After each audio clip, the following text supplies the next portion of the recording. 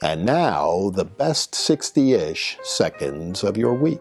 And it's Saturday morning, the beginning of Memorial Day weekend and the unofficial start of summer, my favorite part of the year. And yes, for those of you that listen and watch carefully, I screwed up last week saying that Memorial Day was in 2 weeks, when in point of fact, it was this weekend. The fact is that it's the earliest possible date it can be this year, so you give me a little latitude. We'll talk about Memorial Day at length today because it is a very somber day in the American calendar, the day on which we honor the fallen dead, those who gave the last full measure of devotion in service to their country and in defense of our freedoms. So in the midst of the gloomy weather and the picnics and parades that will follow, take a moment to reflect on the fact that Memorial Day was started in the aftermath of the Civil War, originally called Decoration Day, where folks would go out and decorate the graves of those who fell in the service of their country.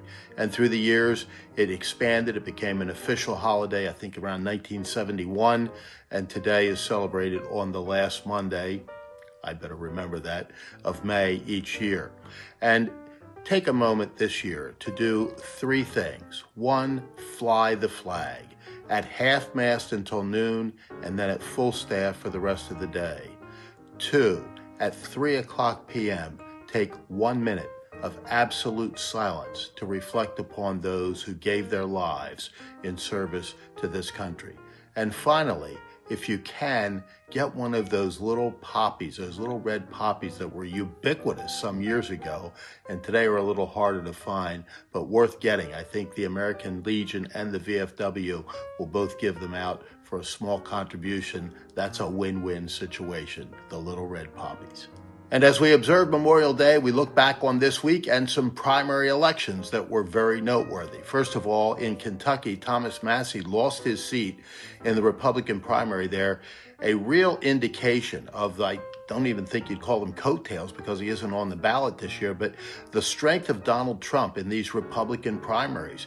He had just recently beaten Senator Cassidy down in Louisiana, forcing Cassidy out of the race completely. He doesn't even make the runoff, which they have in Louisiana, finishing 3rd in that primary because of his opposition to President Trump.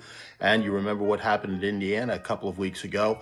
This time it was Kentucky, the Commonwealth of, and Massie loses his seat after continual dust-ups with the President of the United States.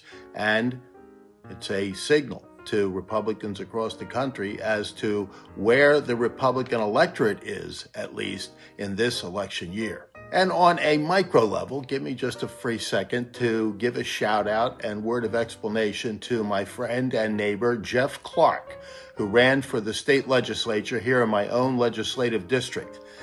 This is a man who ran on less than $3,000. Think about that. In state legislative races here in Pennsylvania, it's not uncommon to spend over $1 million in these silly races.